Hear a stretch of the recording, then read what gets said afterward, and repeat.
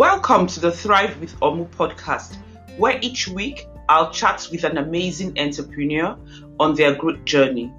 They'll be sharing this with us to help and encourage us to take that bold step. Hello people, it's another Friday and I have with me here Natalie Robinson Bruner. She's the CEO of Glad Ed Leadership Solutions. Natalie, it's so nice to have you today. You're all full of smiles. Tell me the secret. I'm just glad for another day, you know. I know. Sometimes when you've been through some things, you're just happy to have another day. And I've been in places where I haven't had happy days. So when I have a happy one, I am enjoying it. And so, yeah, I'm happy. Absolutely. We all need to just enjoy each day. I mean, there's some people who would give anything to be in this conversation. Yeah. So tell us a little bit about yourself. Sure. So I've had a very sort of staggered path to success, I guess is a good way to say it. You got there. I'm trying to find a nice word to say. We all never look like what we've been through. I know, right? I'm trying to find the nice, prettiest words to say it. So, so I started off teaching straight out of college in the sciences, biology, chemistry, then started working in higher ed, just helping students graduate, helping them make sure that they had everything that they needed as far as extra support. Then had some family troubles, went through some rough times, which resulted in me moving back home cross country, where I started working for a nonprofit. Worked there for a few years, did programs related to youth, health, economic development, and in that space really found a love for entrepreneurship, right? Learned about it. What does it mean? How do you get into it? How do you be successful in it? And I said, okay, I can try this. You know, I'm sitting here teaching other people how to do it and making sure they can start their businesses. Let me jump into the water and see if I can do it as well. And so last year, I switched from working in an office to full-time entrepreneurship. I had sort of launched it pre-leaving that job just to put my toe in the water, but gave my full effort to it this past year. And it's been wonderful. You know, during this past year, I've been able to secure lots of national contracts. I did a TEDx talk. Awesome. Thank you. Just being able to really get out there and honestly just help organizations run a little bit more efficiently and effectively. So it was well worth your while taking the bold step. It was, and it was a scary step. And I will say those first few months in that step, I was definitely very fearful. I was like, oh my God, I made a mistake. I need to go apply for another job. Like, this is the worst thing that I could have done. Thankfully, I had good people around me. That's always so critical. That's priceless. Mm-hmm. And they just poured positivity into me and said, no, you can do this. You know, you've only been at it for a few months. Give it some time. Like, I don't know what you expect. It's not supposed to be instantaneous. Like, give it a second. Like, keep working at it. Keep pushing forward. And because of them, I said, okay, I'm going to do it. I'm going to keep working at it, keep pushing at it. And then I had my first big contract roll in to sustain me, you know, financially, being able to pay the bills.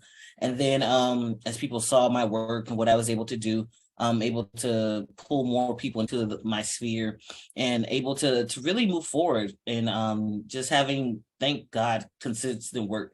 Like, you know, I'm not on wood, I always say so far. So I want to try and keep that up. Awesome. So anyone listening to you would say, oh, Natalie's doing so well and she's risen and made progress and with absolutely no setbacks. Is it safe to say that? Never. I don't know who's not had a setback. You know, that time where I've had to moved from across country and was having some issues, personally with my family, that was a real life-altering change. At the time, my marriage was not going well. And so we had to separate and eventually divorce. And that resulted in me leaving from all the way on the West Coast with no job, a child. I was 5 months pregnant, getting on a plane, flying back home with literally nothing. Like I had the 2 bags I had with me that they let me bring on the plane, and that was it.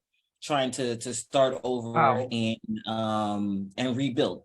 And so, having to, stay home and have the kids because nobody was going to hire me when I was pregnant. Once I had them, getting back into the working world, working as hard as I could, getting back my skill set, getting my name up, establishing myself in a new city as a professional. I hadn't been a professional back home, and like I grew up here, but nobody knew who I was in the working world. And then utilizing that to build relationships, to work hard, to just dive in and give everything I have to lead me to the point that I have today. So to say there was no setbacks, I could not say that. I think it was putting me on a different path than I had ever imagined, because I don't think I would have. Whoever chooses bad things to happen to them, like no one ever chooses that. But it's understanding that everything kind of happens for a reason. And I realized that I probably would have never started a business if that hadn't happened, which led me to the job that taught me all about entrepreneurship before actually jumping into it. And I wouldn't have met you, of course. Yes, and that too.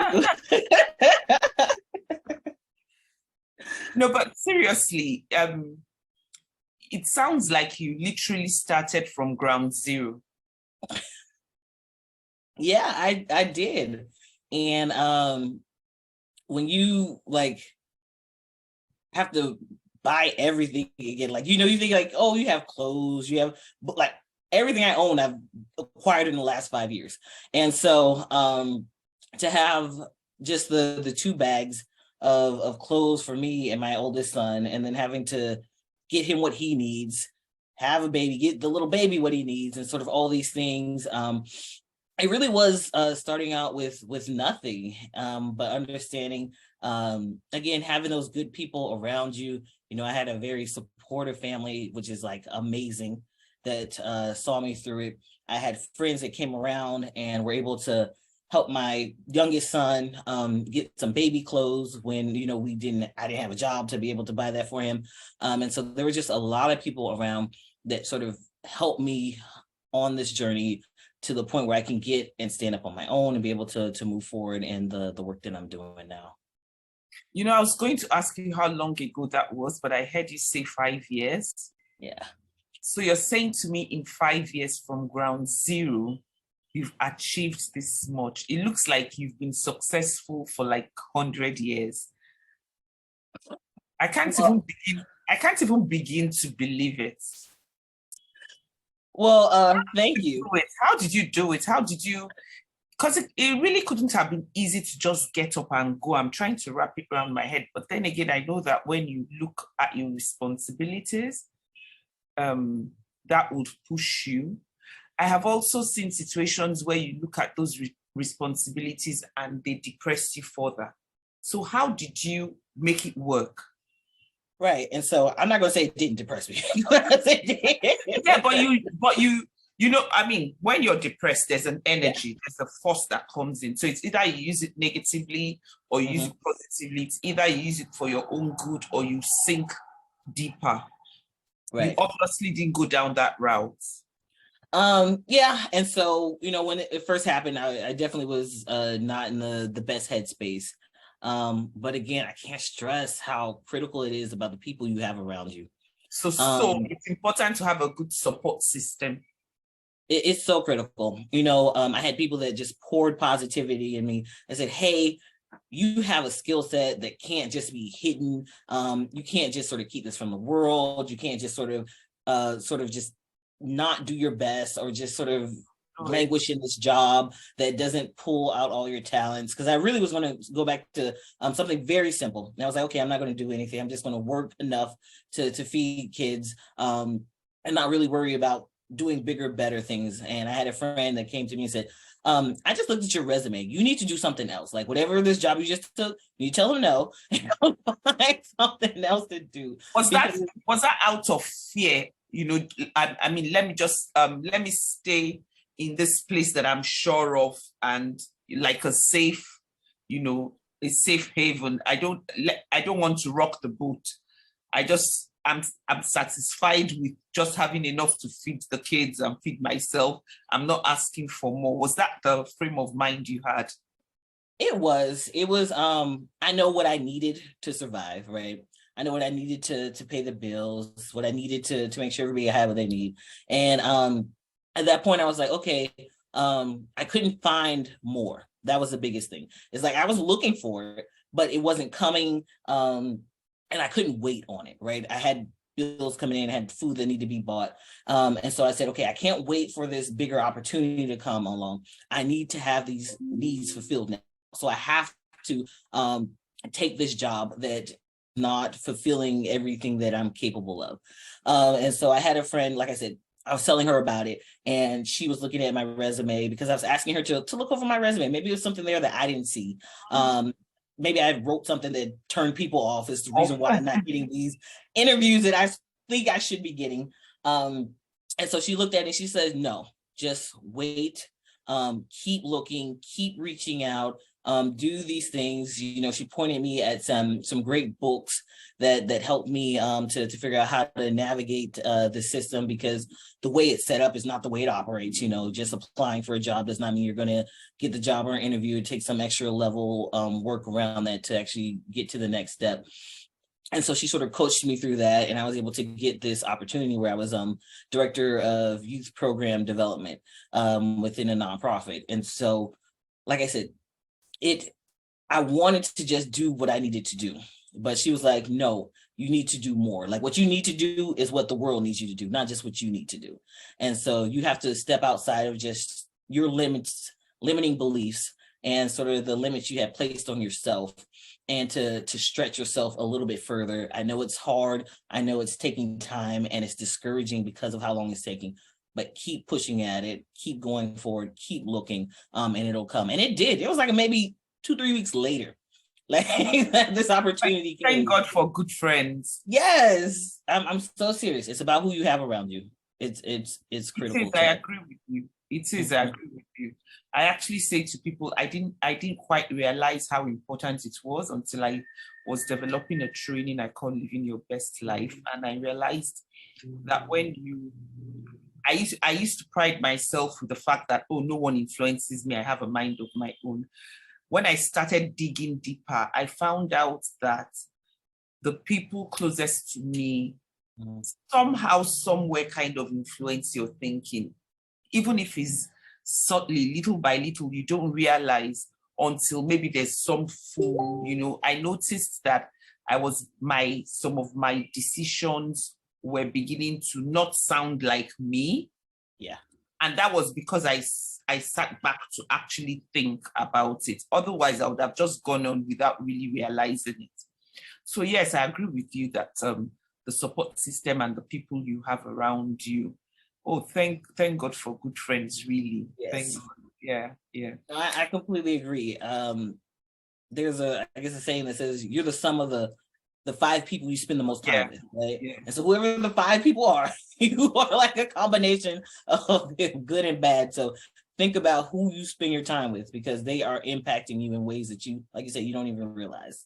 Absolutely. Mm-hmm. So Glad Ed is your latest baby, right? Yes. So you had, when you were working with the nonprofit, you got comfortable, it was paying. How did you become that strong woman who went from being the one they were trying to convince to wait for a better paid job to the one who was ready to plunge into entrepreneurship head on and run Glad Ed? So one of the programs that we were running at the nonprofit was helping women start businesses. So write their business plan, finding investors, get their marketing campaign up, understanding their target audience in order to sell their product or service. And so my job was to find an instructor, set up the place they were going to have it, like just coordinate it. And so throughout the coordination, part of it was me having to be there to make sure everything happened the way it was supposed to. And so I'm sitting in this class, making sure that it's working for them, but I'm listening at the same time. And learning. And so as I'm listening and learning, I'm like, okay, I get that. Like, I see that.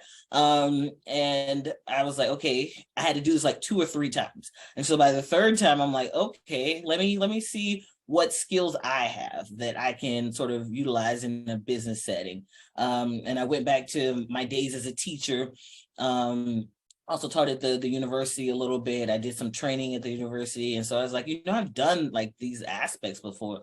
I wonder if I could do it again in this business setting.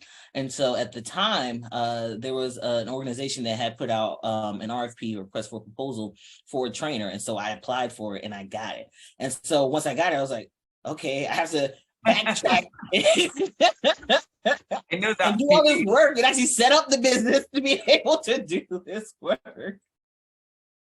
So I had to go back and get it officially, registered and all this other stuff, a bank account, to be able to do business with this organization and do the things that I said I could do for them. And then once that happened, I started to say, okay, let me figure out how to market, how to get new clients.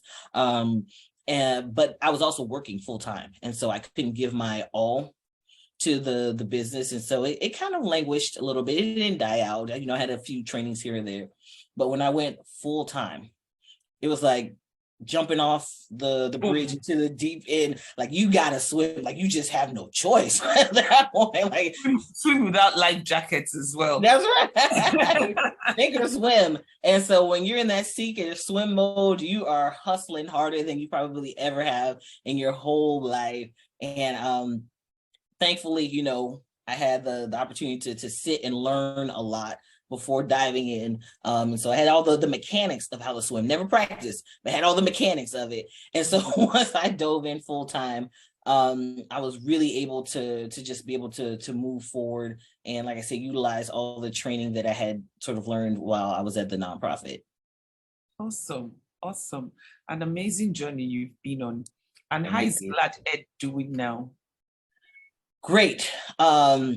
So I'm super excited by the milestones and the revenue we hit this past year. It was the goal that I was trying to hit, and we hit it. And so I'm so excited about that, to the point where next year we're going to try and double it.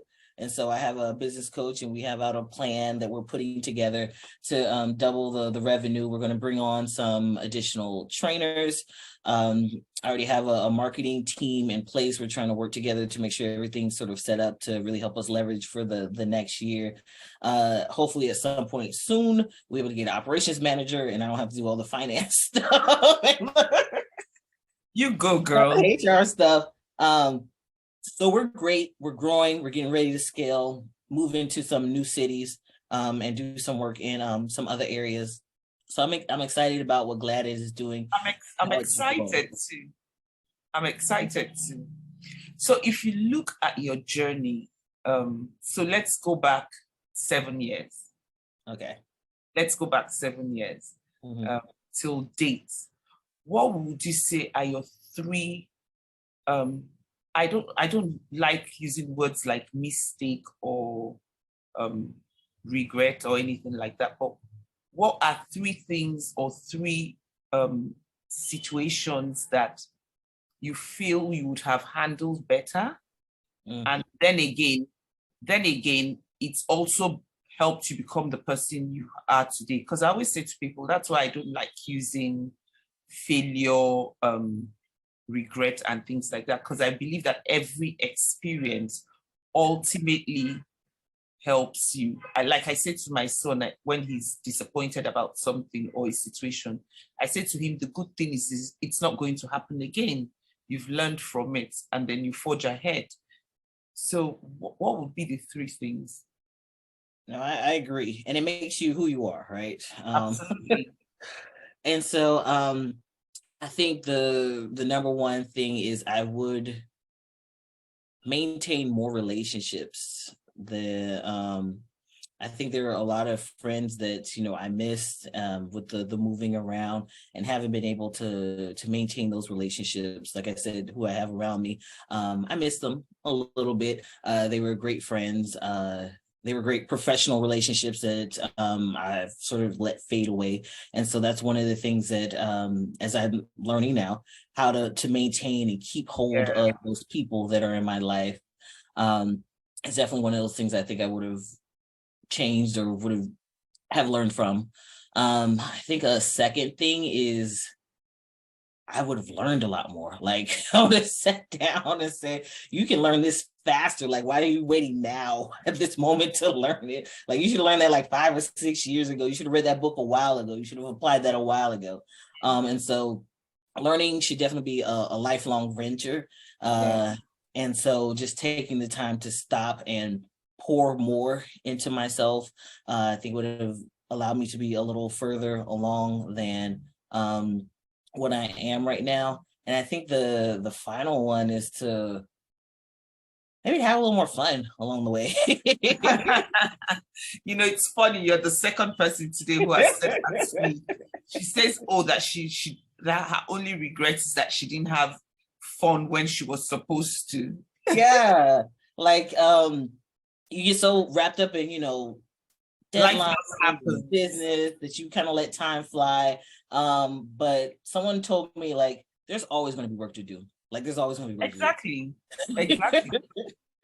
Exactly. So, like, enjoy life along the way. And so I wish I would have taken more points to enjoy the smaller things in life and do more. You wish you would have been more intentional about enjoying yourself. Yeah. Which I am now. So that was a lesson learned. I can tell. Don't worry. I can tell. You don't need to point that out. I see it. Yeah. Awesome. So I'm excited about what Glad Ed is going to do in 2023. I'm excited about it. I'm excited about your journey. And I mean, every day in the recording of these podcasts, and I meet everyone that I've met, you know, for me, it's also a learning curve, and it actually always encourages me because you meet people with different stories and, you know, you realize you're not alone. You know, you're not the old, because sometimes you get all caught up and, you know, you're like, why me? And you're looking at all the smiling faces on social media without realizing that they all have come with their baggage. So as someone who posts those smiling faces, I know behind that. That's my reality. I know, right? Like I said to my son, I said, any day you see your mom fully made up with a lot of jewelry, a lot of makeup, and really well dressed, you better ask her what exactly is going on.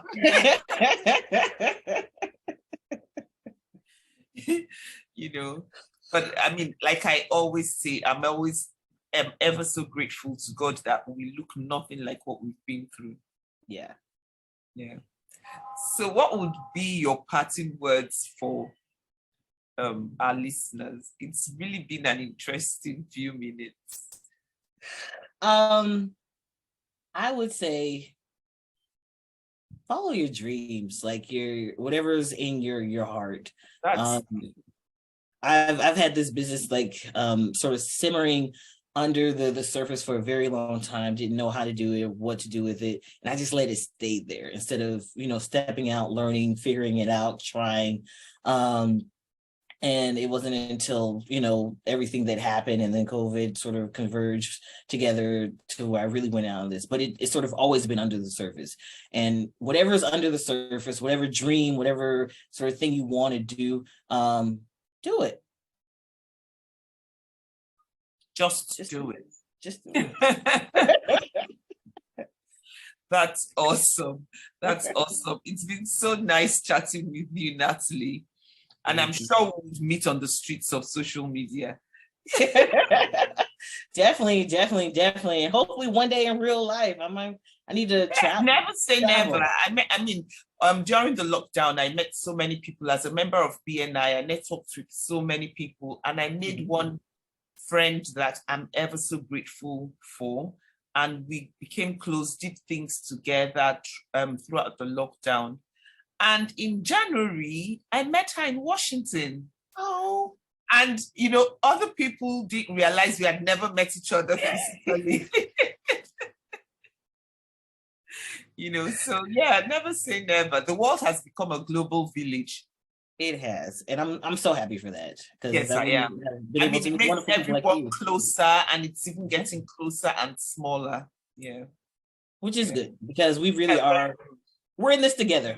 Let's plan it. So we need to act like it. I agree. Yeah. I agree. Thank you so much, Natalie. Thank you. It's been nice chatting with you. Thank you for having me. And to my guests, I'm sure that you enjoyed listening to Natalie. If you want to see her pretty face, you can go listen and watch on our YouTube channel and subscribe. Otherwise, I'm out. Thank you. Thank you for listening to today's episode of Thrive with Omu Podcast. This is your host, Omu Obilo.